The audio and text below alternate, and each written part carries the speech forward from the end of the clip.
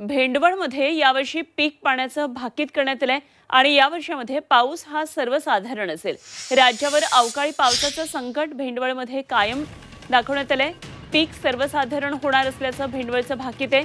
आचारसंहितेमुळे मात्र यंदा राजकीय भाकीत स्थगित करण्यात आलं। राजकीय भाकीत करण्यात आलेलं नाहीये। भेंडवळ ही पारंपरिक पद्धत आहे भविष्यवाणी करण्याची आणि आचारसंहितेमुळे यावेळी राजकीय भाष्य मात्र करण्यात आलेलं नाहीये।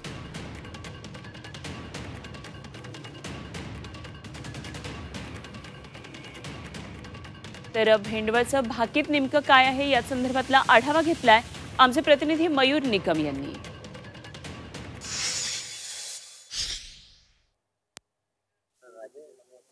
हा काय खड्डा दिसतोय का? सर्वसाधारण खड्डा नाहीये, हे विदर्भातील बुलढाणा जिल्ह्यातील भेंडवळची घटमांडणी। या घटमांडणीचं आज भाकीत जाहीर करण्यात आलेलं आहे।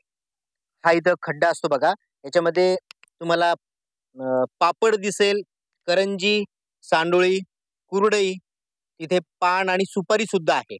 याचे वेगवेगळे अर्थ असतात बघा। हे या ठिकाणी स्थिर ठेवलेलं असतं। यातली कोणतीही वस्तू इकडे तिकडे सरकली तर त्याचे अर्थ वेगवेगळे निघतात। मग त्याच्यातलं देशावरचं संकट असेल, आर्थिक स्थिती असेल, पीक पाण्याची स्थिती असेल आणि विशेष म्हणजे या खड्ड्याच्या भोवती आजूबाजूला धान्याची आरास असते। ही सर्व धान्य, मग त्याच्यात करडई असेल, मूग असेल, उडीद आहे, गहू आहे, ज्वारी, वाटाणा, तीळ, बाजरी, ही सर्व पिकं या ठिकाणी आहे। मी तुम्हाला एक उदाहरण दाखवतो। हे बघा, या पिकाचा हा इकडचा दाना जर या बाहेरच्या राऊंडच्या बाहेर जर गेला त्याचा अर्थ वेगळा होतो आणि राऊंडच्या आत जर आला असा तर त्याचा अर्थ वेगळा होतो। या वर्षीचं भाकीत असं सांगण्यात आलंय, वर्तवण्यात आलंय की ही पिकं सर्वसाधारण येतील, मोगम येतील असं सांगितलेलं आहे। पिकांना बऱ्यापैकी भाव असेल, रोगराई सुद्धा असेल या पिकांवर, असंही भाकीत या ठिकाणी वर्तवण्यात आलेलं आहे। शिवाय या वर्षीचा पावसाळा पहिला महिना पाऊस कमी, दुसरा महिना त्यापेक्षा थोडा अधिक पाऊस आणि तिसरा आणि चौथ्या महिन्यात मुसळधार आणि चांगला पाऊस यावर्षी पडणार असल्याचं भाकीत या ठिकाणी महाराजांनी वर्तवलेलं आहे।